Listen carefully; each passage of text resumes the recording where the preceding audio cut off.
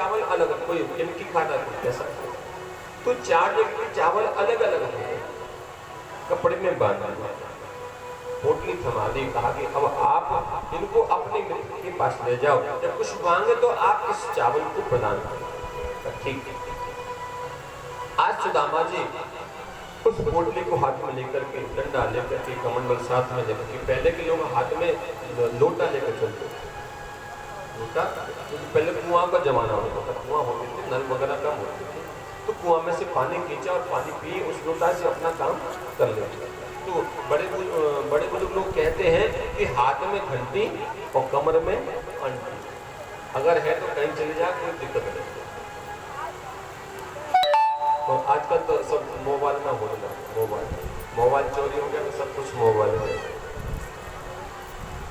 तो सुदामा जी धीरे धीरे कर करके आज और द्वारकाधीश के भगवान के मिलने के लिए प्रस्थान करते हैं। धीरे धीरे धीरे धीरे अब बेचारे निर्बल है, कमजोर है, चल नहीं सकते हैं, कुछ चलते हैं फिर विश्राम करते, कुछ चलते हैं फिर विश्राम करते, धीरे धीरे चलते चलते चलते चलते चलते दूर नगरी, बड़ी दूर नगरी, बहुत जब आदमी परेशान हो जाता है, जब परिक्रमा देने जाते हैं गिरिराज जी की, तो बड़ी परिक्रमा तो खूब आदमी भागते थे, और जहाँ राधा कुंड की आई पैर खुल जाते, फिर तो ऐसा लगे कब जल्दी से पूरी, लेकिन पूरी होती नहीं है और सुबह हो जाती। तो जब मंजिल नजदीक होती है तो आदमी परेशान ज्यादा होने लगता है। तो आज सुदामा जी चलते चलते परेशान हो जाते हैं, वृक्ष की छांव में बैठ जाते हैं। कन्हैया माता रुक्मणी के साथ में सब कुछ देख रहे, उनको सब पता है, मुस्कुरा रहे हैं। तो रुक्मणी मैया कहती है कि आप जाकर के लेके नहीं आते, लेकर के क्यों नहीं आ जाते? तो भगवान कहते हैं कि देवी उनकी भक्ति है, ये उनका भाव है, अगर मैं तुरंत लेकर के आ जाऊंगा तो उनको विश्वास नहीं होगा, परीक्षा करके भी देखते कहीं ऐसा नहीं बीच में से लौट जाए।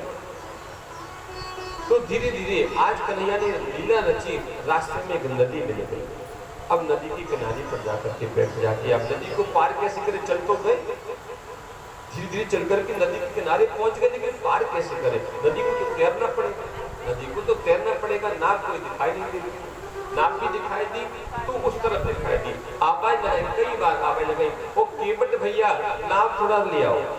तो जैसे ही उधर कन्हैया ने लीला रची, केवट का रूप धारण कर करके नाव ले आए किनारे, और नाव ला करके खड़ी कर दी। पूछा कहाँ जाना चाहे? कहा कि मैं द्वारकाधीश के पास जाना चाहता हूँ। द्वारकाधीश के पास में आप कैसे जानते हैं उसको? अरे जानता क्यों, वो मेरा बचपन का यार है, हम दोनों साथ साथ पढ़े हैं, एक ही आश्रम में रहते थे। अच्छा, तो केवट बने भगवान मुस्कुरा रहे, पूछ रहे कि तुम्हारा और मित्र द्वारकाधीश कैसे हो सकता है? कहाँ आप फटे फूटे कपड़ों में और वो कहाँ राजा? तो सुदामा जी कहते नहीं, बिल्कुल बात सत्य है, वो मेरा बचपन का मित्र है, आपको विश्वास नहीं है? अच्छा, तो नाविक कहने लगे कि आप बैठ जाइए नाव। अब नाव में जैसे बैठे तो बैठ करके केवट कहते हैं कि नाव उतराई देनी पड़ेगी, नाव उतराई देनी पड़ेगी। तो आज सुदामा जी कहते हैं भैया केवट पार उतारे चाहे मत उतार, हम पे देने के लिए कुछ भी, तेरी इच्छा उतार तो उतार, नहीं तो हम तो अपनी जगह पे बैठे बढ़िया। अच्छा, कन्हैया मुस्कुरा रहे हैं कि कैसा भक्त है, कितना प्रेम मुझसे, कितना प्रेम। और अगर कहने लगे सुदामा जी अगर लेना चाहते हैं तो हमारे पास धन संपत्ति तो है नहीं जो हम आपको उतराई देने, हाँ एक भजन जरूर सुना सकता हूँ। तो केवट ने कहा ठीक है भजन ही सुना, भाई संतों के पास में क्या होता है, बस भजन करवा लो, कीर्तन करवा लो, राम नाम नहीं पाना ज्यादा से, तो का भजन जरूर कर सुना सकते हैं आप। तो केवट ने कहा ठीक है भजन सुना। आज भजन गुनगुनाने लगे और भजन गुनगुनाते गुनाते गुनाते ही नदी को भगवान ने पार करवा दिया। उतर करके नाव से नीचे पेड़ के किनारे जाके बैठ गए छाए। और जब परेशान तो हो ही रहते जाते, हवा लगी और निंद्रा आ गई। निंद्रा आई, इधर भगवान ने योग माया से कहा कि सुदामा जी को उठा करके द्वारका में ला करके बैठा। तुरंत सुदामा जी को उठाया और सुंदर बगीचे में ला करके बैठा। जैसे नींद खुली तो वहां जैसे कृष्ण की आवाज आ रही।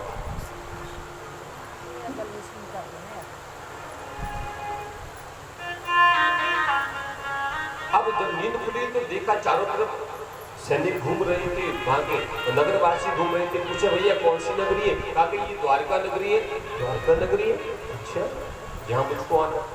ठीक, अच्छा इसका राजा कौन है? कहा कि इसका राजा श्री कृष्ण। तो समझ गए कि मेरे मित्र की ही नगरी है। चकाचौंध को देखा, बड़ी बड़ी हवेली बनी हुई है, बड़े बड़े महल बने हुए। देख करके सुदामा जी डरने लगे, कहीं ऐसा तो नहीं कहीं दूसरी जगह भागना। क्यों? मेरा मित्र ऐसा नहीं था, पहले मेरा मित्र ऐसा नहीं था। लेकिन जब पूछा, विश्वास नहीं हुआ, पूछा तो सबने बताया कि ये द्वारका नगरी है और इसके राजा श्री कृष्ण है। तो विश्वास हुआ। तो पूछा श्री कृष्ण का महल कहाँ पर है इसमें? तो लोगों ने बताया कि इस रास्ते से जाओ, इस रास्ते से जाओ, इस रास्ते। पूछते पूछते धीरे धीरे धीरे धीरे धीरे धीरे आज सुदामा जी महल की ओर पहुंचे। वहां द्वार पर खड़ी हुई डंडा ले रहे, अब उनको देख कर डर गिर कर दूर खड़े हो गए। जाऊं कि नहीं जाऊं, कहीं ऐसा नहीं डंडा मारना।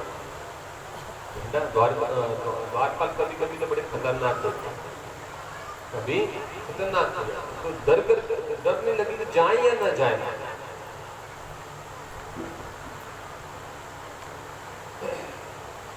दूर से देखते हैं द्वार पर खड़े हुए, फिर भी हिम्मत बांध करके धीरे धीरे धीरे धीरे धीरे धीरे धीरे धीरे सुदामा जी चले आ रहे।